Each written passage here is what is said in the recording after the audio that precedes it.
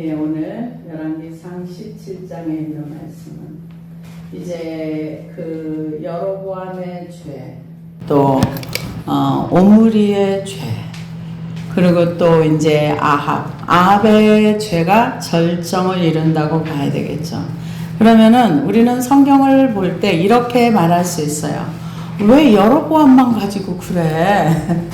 솔로몬도 똑같이 우상 숭배하고 이상한 짓 많이 했잖아. 근데 왜 여로보암만 가지고 여로보암의 길, 여로보암의 죄, 여로보암 이게 북이스라엘이 끝날 때까지 여로보암 죄가 나와요.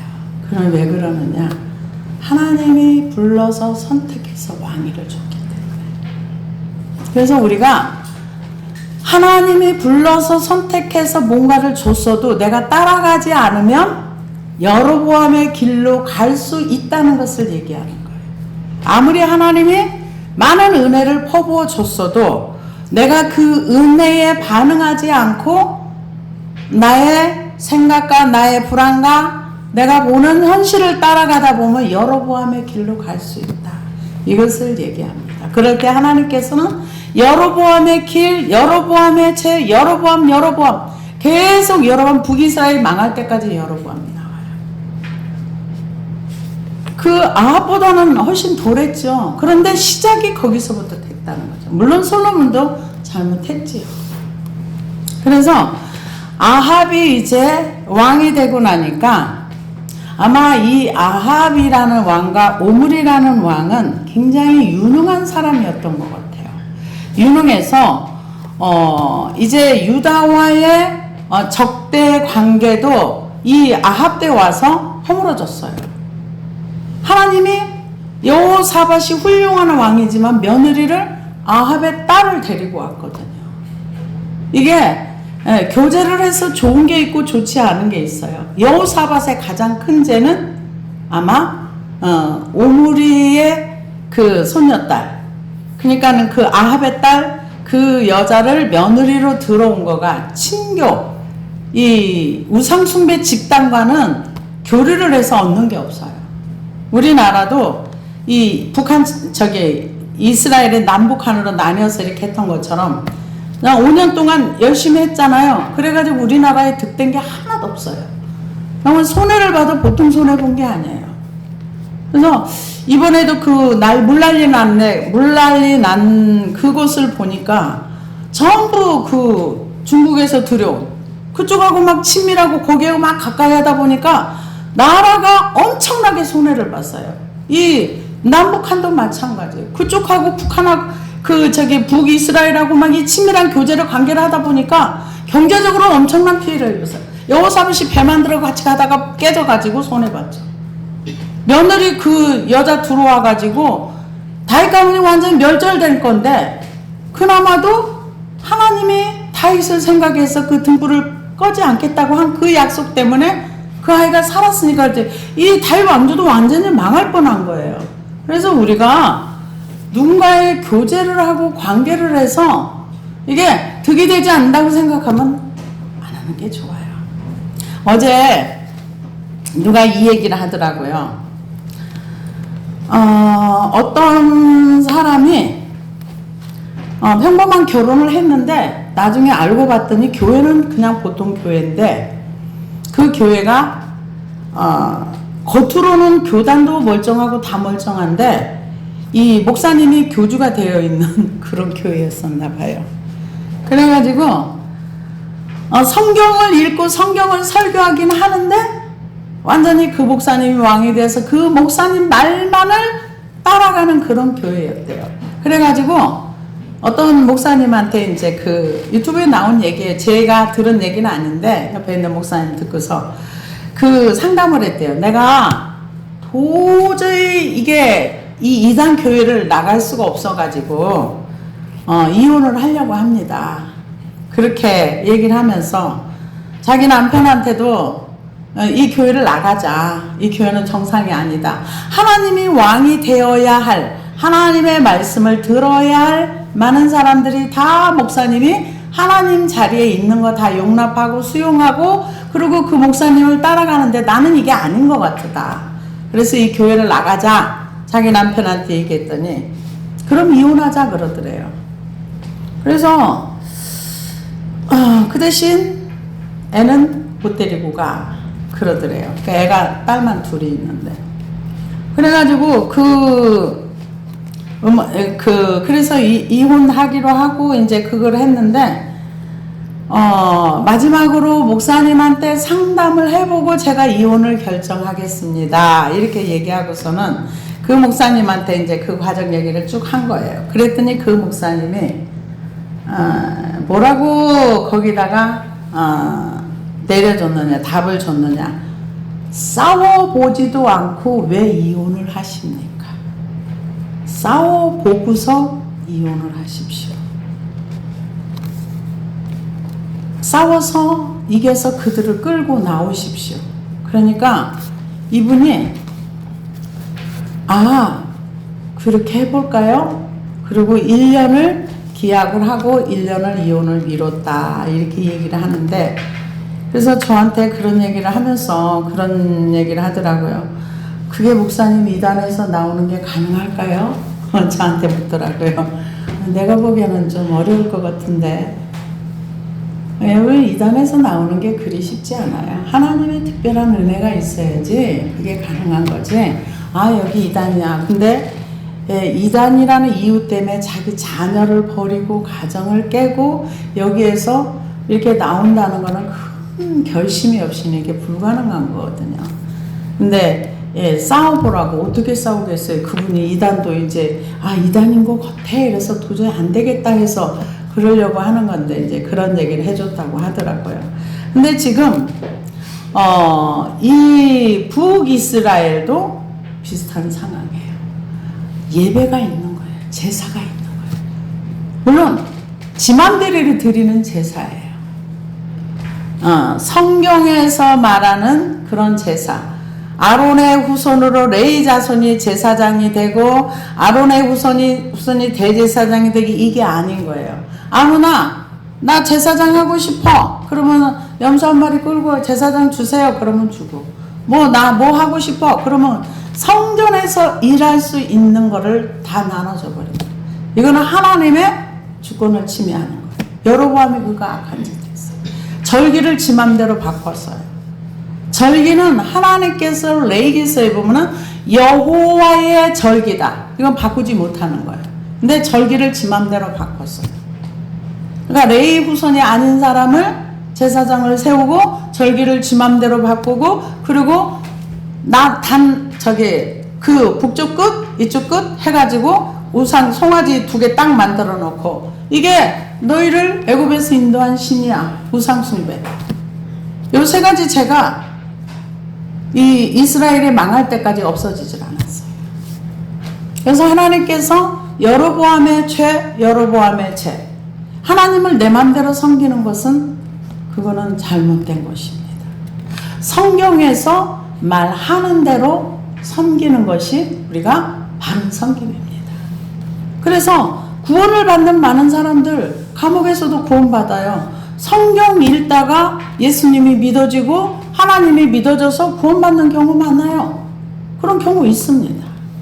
그런데 그때 지금 많은 사람들이 우상 숭배가 너무 당연한 거고, 절기를 바꿔서 제사를 드리는 것도 너무 당연한 거고, 다 받아들인 거예요. 누가? 이스라엘 백성들이. 그런데 이 아합과 오므리가 경제정책, 군사정책을 잘 썼어요. 그래가지고 아합은 끊임없이 이스라엘을 괴롭히던 북쪽의 아람에 대해서 우위를 차지했습니다. 열왕기상 20장에 나오는데요. 성경에서 언급하고 있지 않지만 아합은 아수르와 싸우기 위해서 뭉친 지중해 연안에 12개 연합군에 가장 많은 2000대의 병거와 두 번째로 많은 1만 명의 보병을 파견했습니다.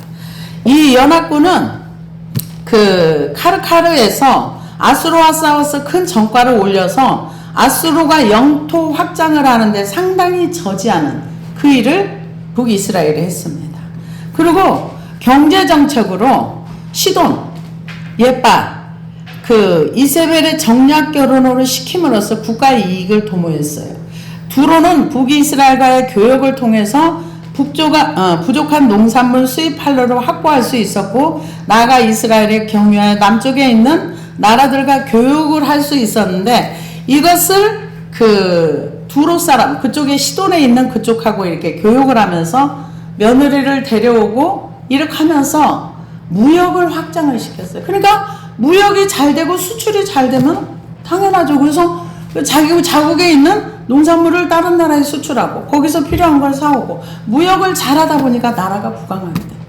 우상 숭배를 하는데도 불구하고 나라의 경제가 부흥이 돼, 또 군사적으로 우위를 차지해. 이러니까 사람들이 우상 숭배에 대한 경각심 이것도 없어지고 경제가 잘 되고, 그리고 이제 가다 보니까 나라도 부강해지고 나라가 잘 살아지고, 그러니까 사람들의 삶이 편안해진 거예요. 하나님을 잊어버려도 사는데 불편하지 않은 거예요. 그런데 그럴 때 하나님께서 엘리야를 불렀습니다. 엘리야를 불러가지고 가뭄을 얘기를 해요. 가뭄을 얘기하는데 왜 하나님이 가뭄을 얘기했을까? 이 사람들은 농사 짓는 신 바알을 섬겨요. 바알이 비를 많이 주고 바알이 풍요를 주고 바알이 이거를 해준다 하니까 하나님께서 아니야, 바알 아니야, 내가 날씨를 주관하고 내가 하면은 이 바알 같은 건 아무것도 아니야. 바알의 믿는 신을 깨트리기 위해서.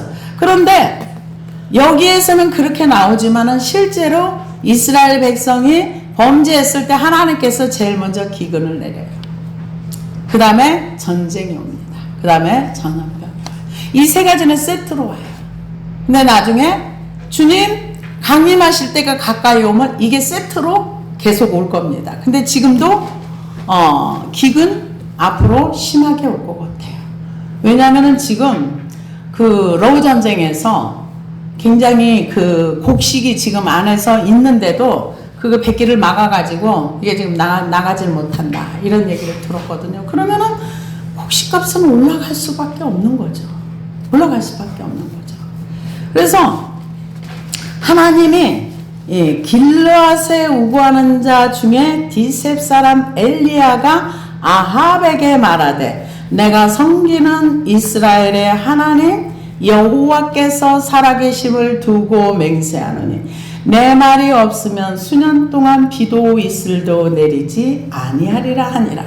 이 사람들은 이게 비 안 오는 굉장히 충격이에요. 왜냐하면 바알신을 잘 섬겨가지고 바알신이 비를 많이 줘서 농사를 풍요를 주고 한다 그러는데 하나님이 엘리야라는 사람을 통해서 이 이슬, 비, 또 이런 걸 주관하는 게 바알이 아니라 하나님이라는 거를 선포하는 거거든요. 그러니까 내가 섬기는 하나님. 엘리야는 사실 이 사람이 누군지 전혀 나온 게 없어요. 그냥 갑자기 나온 거예요. 근데 하나님이 이 엘리야 선지자는 선지자 중에 대표로 칩니다.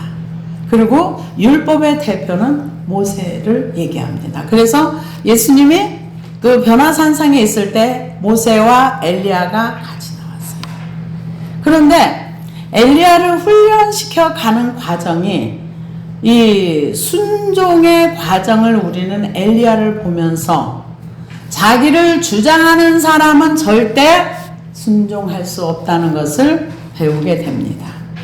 여기에서 엘리야라는 단어의 뜻은 엘리는 나의 하나님이라는 단어입니다. 야는 여호와를 가리킵니다. 그래서 엘리야라는 이름의 뜻은 나의 하나님은 여호와이시다 라는 뜻을 가지고 있습니다. 그래서 이 엘리야는 이 세상을 비를 주관하시고 물을 주관하시고 생명을 주관하시는 분은 바알이 아니라 하나님이야. 여호와 하나님이 이 날씨를 주관하고 이런 것을 주관하시는 분이 하나님이야. 이것을 선포하게 된 거죠. 그래서 수년 동안 비도 있지 아니하리라, 이슬도 있지 아니하리라. 여호와의 말씀이 엘리야에게 임하여 이르시되. 그러니까 하나님의 말씀이 임한다는 것은 하나님의 특별한 섭리라고 봐야 되겠죠. 하나님은 제도권 속에 들어가시지 않아요. 엘리야에게도 하나님의 말씀이 임했지만 우리가 사무엘상에 보면은 엘리는 제사장이었는데도 말씀이 임하지 않았다. 그러니까 어떻게 살아요? 지 맘대로 살아요. 그래서 이 비가 있지 아니하리라. 여호와의 말씀이 엘리야에게 임하여 이르시되 너는 여기서 떠나 동쪽으로 가서 요단 앞 그리 시냇가에 숨고. 엘리야의 과정을 보면은 엘리야는 하나님 앞에 할 말이 있을 수 있어요. 왜냐? 하나님 선포하라고 했으면 내 생명 책임져 주든가 아니면은 나를 죽여서 없애든가 왜 나보고 가 숨으라 그러세요? 하나님 능력이 없으세요? 항의할 수 있다는 거죠. 근데 하나님은 가서 숨어라 그래요. 근데 그 말에 순종을 합니다. 너는 여기서 떠나 동쪽으로 가서 요단아 그리 시냇가에 숨고 그 다음에 요단 그 시냇물을 마시라. 내가 까마귀들에게 명령하여 거기서 너를 먹이게 하리라. 그러면은 베드로는 뭐라 그랬어요? 까마귀가 아니라 그 앉아서 기도하고 있는데 하나님이 환상을 보여주잖아요. 온갖 잡벌레들을 다 보여줘요. 잡아먹으라. 주여 난 안 먹습니다. 주여 난 안 합니다. 나는 평생에 부정한 것을 먹은 적이 없습니다. 딱 거절하잖아요. 근데 이분들에게는 까마귀는 부정한 동물이거든요. 근데 하나님이 까마귀를 통해서 먹을 것을 줄 테니까 거기 가서 있어라. 그렇게 얘기를 해요. 그래서 거기서 너를 먹이게 하리라. 그가 여호와의 말씀과 같이 하여 곧 가서 요단 앞 시냇가에 머물매 까마귀들이 아침에도 떡과 고기를 저녁에도 떡과 고기를 가져왔고 그가 시냇물을 마셨으나. 그러면 우리도 베드로처럼 하나님 나는 부정한 거 갖다 준 거 안 먹어요. 이러면서 안 먹고 거절했으면 어떻게 되는 거예요? 굶어 죽는 거죠. 굶어 죽는 거죠. 우리의 삶이라는 거는요, 우리의 생활 속에서 말씀을 순종하는 거지. 어디 우주 밖에 나가서 말씀을 순종하는 게 아닙니다.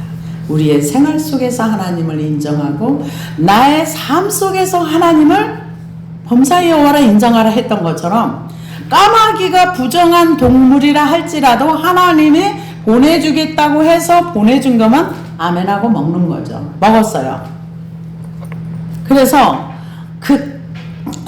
떡과 고기를 가져왔고 그가 시냇물을 마셨으니 땅에 비가 내리지 아니하므로 얼마 후에 그 시내가 마르니라. 하나님 지금 뭐하고 계세요? 하나님은 충분히 뭐든지 할 수 있는 분인데도 불구하고 너 그리 시냇가에 숨어. 하나님이 엘리야를 보호를 못 해줘서 글로 가라고 했겠습니까? 근데 갔어요. 먹었어요. 시내가 말랐어요. 그러면은 엘리야가 뭐라? 하나님 보냈는데 왜 말랐어요? 다른 데는 물 말라도 여기는 물 줘야 되잖아요. 이럴 수 있는데 그 마른 걸 하나님이 아시고 나서 여호와의 말씀이 엘리야에게 임하여 이르시되 너는 일어나 시돈에 속한 사르밧으로 가서 거기 머물라. 내가 그곳 과부에게 명령하여 내게 음식을 주게 하였느니라. 참 어려울 것 같아요. 왜냐면은 내가 뭐를 얻어먹어도 좀 부잣집에서 얻어먹어야 되는데 하나님이 부정한 짐승 까마귀를 통해서 먹으라고 해서 가서 먹었는데 또 어디로 가라 그러냐면은 그 저기면 과부한테 보낼 테니까 그 과부에게 명령해서 내가 너에게 줄 테니까 거기 가서 먹어라. 그렇게 얘기를 합니다. 근데 여기 사르밧이라는 곳은 어떤 곳이냐면은 그곳이에요. 어디냐면은 저기 이세벨의 친정 동네예요. 이세벨의 친정 동네, 이세벨의 고향이거든요. 지금 말하자면 한 가운데 있는 그곳에 우상 숭배의 중심지로 가라고 한 거예요. 가서 거기 가서 내가 주는 거 먹어. 과부를 명해서 할 테니까 먹어라. 근데 이세벨의 고향에 보내서 숨겨서 아합 왕의 군대와 백성을 동원해 찾아도 찾을 수 없게 하셨습니다. 그러니까는 하나님이 그 엘리야를 어디로 보내느냐? 이 엘리야를 찾기 위해서 이세벨과 아합이 이스라엘 전체를 다 뒤졌어요. 다 뒤졌는데 없는 거예요. 하나님이 어디로 보냈어? 적진 한 가운데 보내. 사르밧이라는 그 동네 이름은 동네 이름이 뭐냐면은 용광로란 뜻이 있습니다. 그러니까 하나님의 선지자를 통해서 그쪽에서 자를 깨뜨리시는 거예요. 여러분, 하나님을 믿으면은요, 자존심 버려야 돼요.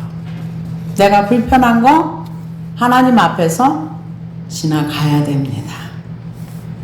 엘리야가 여기서 요나 같으면 항의하겠죠. 하나님, 거길 내가 왜 가요? 거기는 이세벨의 고향이잖아요. 그곳에 가서 어쩌라고요? 안 갈 거예요. 도망갈 수도 있어요. 근데 정말 하나님의 사람은 순종합니다. 그래서 갑니다. 너는 일어나 시돈에 속한 사르밧으로 가서 거기 머물라. 내가 그곳 과부에게 명령하여 내게 음식을 주게 하였느니라. 그가 일어나 사르밧으로 가서 성문에 이를 때 한 과부가 그곳에서 나뭇가지를 줍는지라. 이에 불러 이르되 청하건대 그릇에 물을 조금 가져다가 내가 마시게 하라. 그가 가지러 갈 때 엘리야가 그를 불러 이르되 청하건대 내 손에 떡 한 조각을 내게로 가져오라. 그가 이르되 당신의 하나님 여호와께서 살아계심을 두고 맹세하는 나는 떡이 없고 다만 통에 가루 한 우푼과 병에 기름 조금뿐이라. 내가 나뭇가지 둘을 주어다가 나와 내 아들을 위하여 음식을 만들어 먹고 그 후에 죽으리라. 엘리야가 그에게 이르되 두려워하지 말고 가서 내 말대로 하려니와 먼저 그것으로 나를 위하여 작은 떡 한 개를 만들어 내게로 가져오고 그 후에 너와 내 아들을 위하여 만들라. 어떻게 보면은 굉장히 좀 어떻게 아니 나 그거 하나 먹겠다고 저기 이제 먹고 죽겠다고 하는데 그걸 왜 날 달라고 해? 내 성경에서 달라고 하는 게 가끔 있어요. 하나님이 그 이삭을 내게 달라 바치라 이렇게 했잖아요. 근데 하나님이 뭔가를 요구할 때는 500리의 기적은 그 제자들이 달라고 한 게 아니에요. 가져온 거예요. 근데 여기서는 요구를 했어요.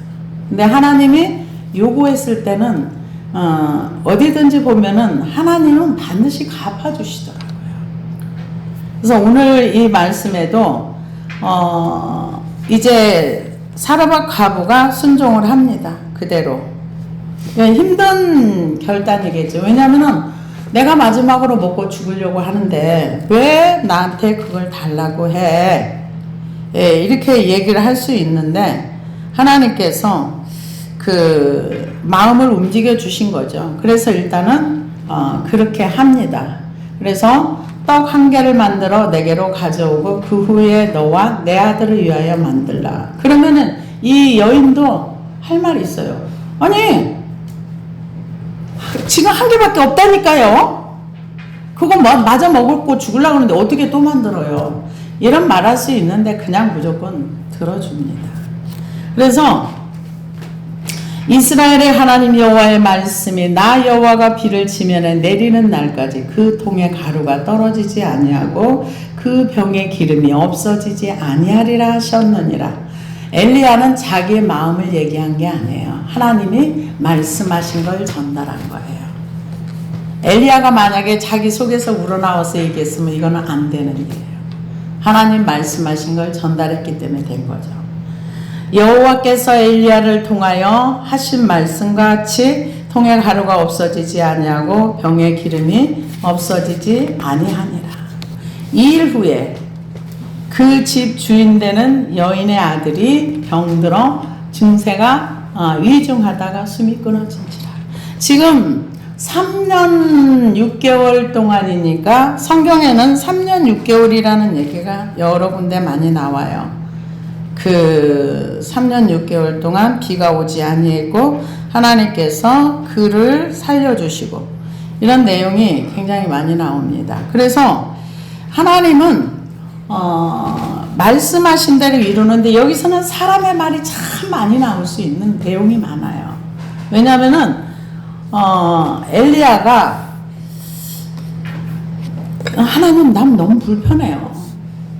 나한테 공개하게 하려면은 좀 부잣집으로 보내가지고 돈 많은 집에서 나 좀 편하게 먹고 있게 해주지 왜 이렇게 가난하고 딱 마지막 그거 마지막 딱 먹으면 끝나는 그 집에 보내주셔가지고 나를 이렇게 불편하게 하세요. 나를 주장하면은 하나님의 일을 성취하기가 어렵습니다. 그래서 그렇게 해서 이제 계속 먹고 살고 있었습니다. 근데 이 일 후에 그렇게 해서 계속 지나가는 후에 그 집 주인이 되는 여인의 아들이 병들어 증세가 심히 이중하다가 숨이 끊어진지라. 여인이 엘리야에게 이르되 하나님의 사람이여 당신이 나와 더불어 무슨 상관이 있기로 내 죄를 생각나게 하고 또 내 아들을 죽게 하려고 내게로 오십니까? 원망하는 거죠. 내가 잘못한 건 아는데 내 죄 때문에 내 아들이 죽었어. 네가 와서 내 아들이 죽은 거야. 한마디로 말하면 그런 거죠. 또 내 아들을 죽게 하려고 내게로 오셨나이까. 근데 참 이 아줌마도 그래요. 왜냐면은 자기 지금 3년 전에 그 밀가루 마지막 먹었어 죽었으면 그동안 살지도 못하는 거예요. 근데 지금 엘리야 덕분에 지금 몇 년을 그냥 먹고 사는 거예요. 일 안 하고 주시는 걸로 먹고 살았어요. 그러면은 그만큼 생명이 연장됐는데 그거는 간 곳이었고 너 때문에 지금 네가 내 죄 생각나게 하고 네가 우리 집에 와서 지금 죽었어. 지금 그 얘기예요. 엘리야가 그에게 그의 아들을 달라 안고 달라하여 그를 그 여인의 품에서 달라하여 그를 그 여인의 품에서 받아 안고 자기가 거처하는 다락에 올라가서 자기 침상에 누이고 여호와께 부르짖어 이르되 내 하나님 여호와여 주께서 또 내가 우구하는지 과부에게 재앙을 내리사 그 아들을 죽게 하셨나이까. 엘리야도 편치 않은 거예요. 지금 과부 집에 사는 것도 지금 그렇게 편한 삶은 아닌데 애까지 죽어서 하나님 이거 어떻게 된 거예요? 이런 거죠.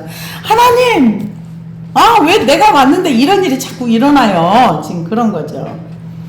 그 집 과부에게 재앙을 내리사 그 아들을 죽게 하셨나이까 하고 그 아이 위에 3번 엎드려 내 하나님 여호와여 원하건대 이 아이의 혼으로 그의 몸에 돌아오게 하옵소서 하니 이제 엎드렸다가 그 옆에 엎드려 간절히 기도했겠죠.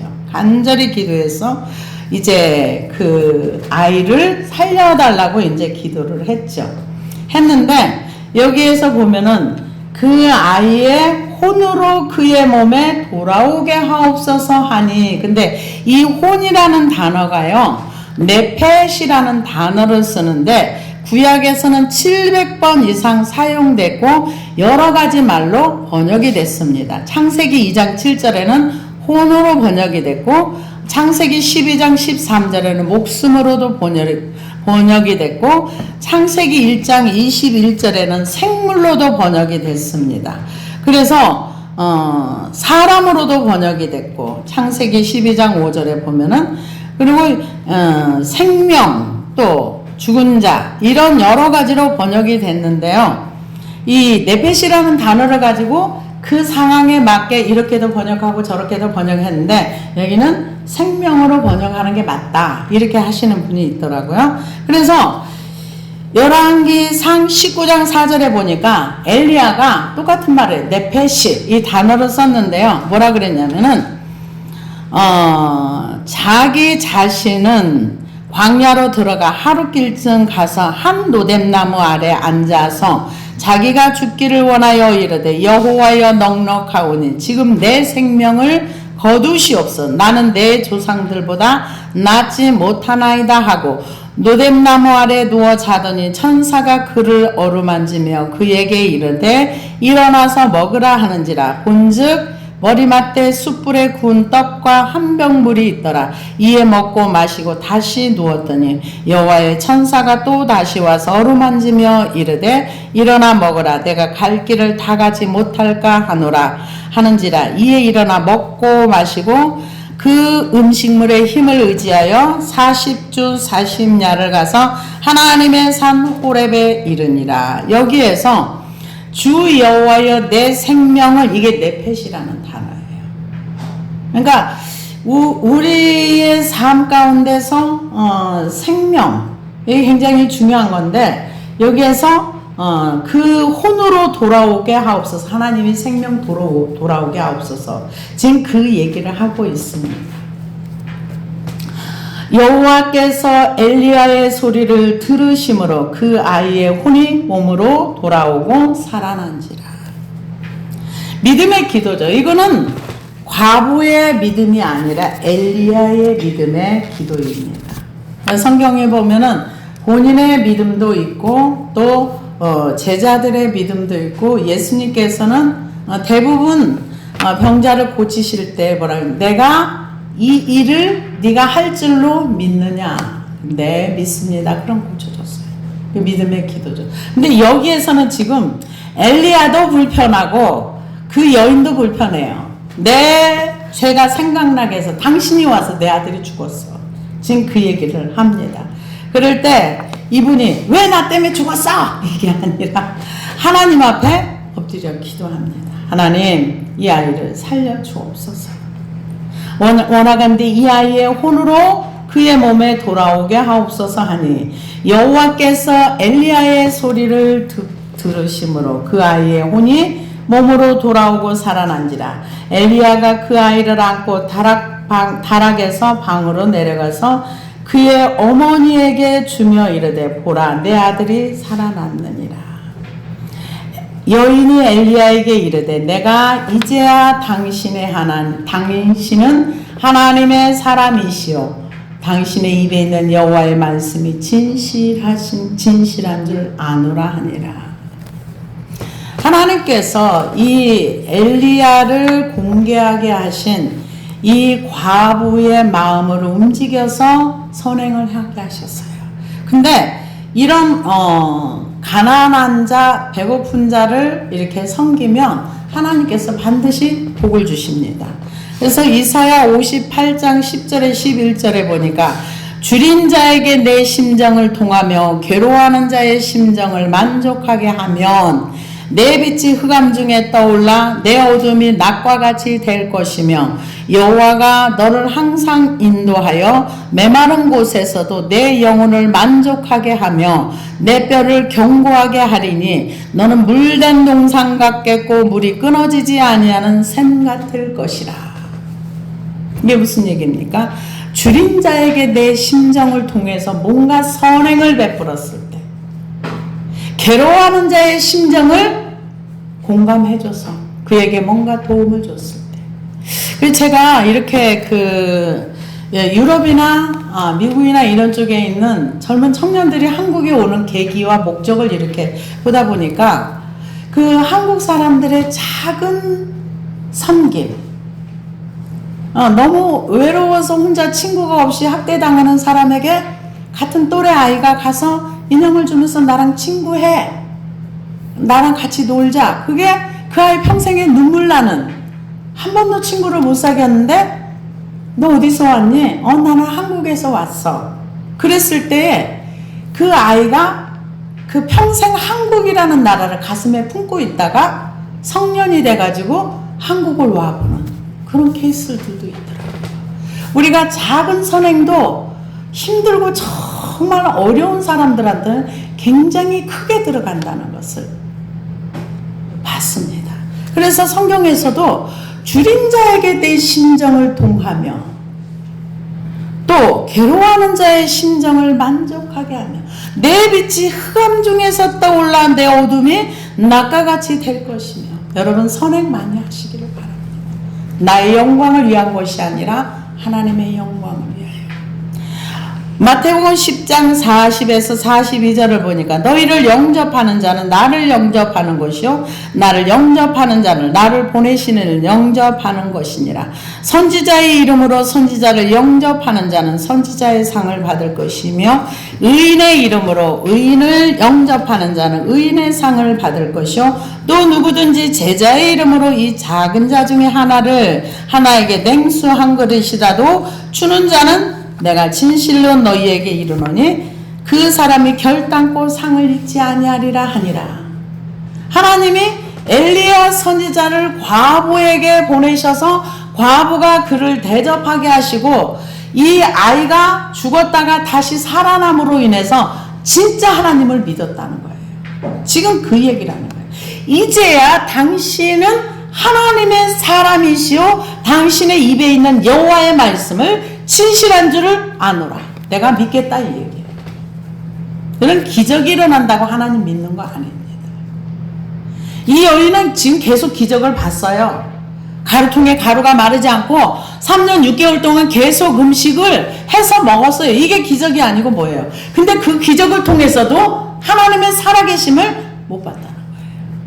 근데 아들이 죽었다가 다시 살아나니까 엘리야는 이게 불편했어요. 얼마나 그 아이가 죽었을 때 불안하면 심장이 만약에 안 살아났으면 엘리야 그 뭐가 됩니까? 하나님 뭐가 돼요? 그리고 성경에서도 보면은 엘리야가 지금 사역을 하기 전까지 사람이 살아났다는 구절이 별로 없어요. 물론 나중에 이제 엘리사도 아이를 살려주는 그런 역사는 있지.